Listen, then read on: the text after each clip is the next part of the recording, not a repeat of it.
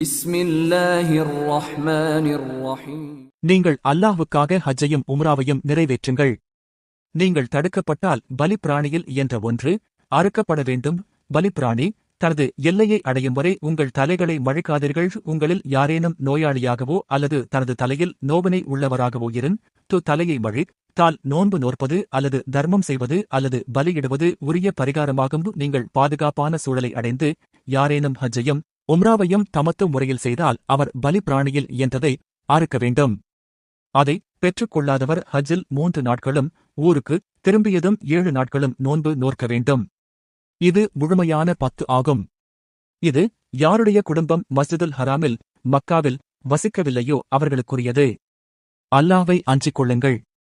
அல்லாஹ் கடுமையாக தண்டிப்பவன் என்பதை அறிந்து கொள்ளுங்கள். ஹஜ் ஜின் காலம் அறியப்பட்ட மாதங்களாகும். அவற்றில் ஹஜ்ஜை கடமையாக்கிக் கொண்டவர் ஹஜ்ஜின் போது இல்லறத்தில் ஈடுபடுவதும் பாவம் செய்வதும் தர்க்கம் புரிவதும் கூடாது.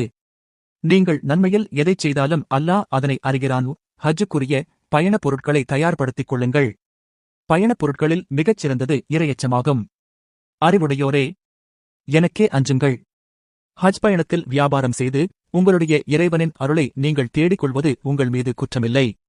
நீங்கள் அரஃபாவிலிருந்து திரும்பும்போது மஷருல் ஹராமில் அல்லாஹ்வை நினைவு கூறுங்கள். நீங்கள் இதற்கு முன் வழுதவறியவர்களாக இருந்த நிலையில் அல்லாஹ் உங்களுக்கு வழிகாட்டியதற்காக அவனை நினைவு கூறுங்கள்.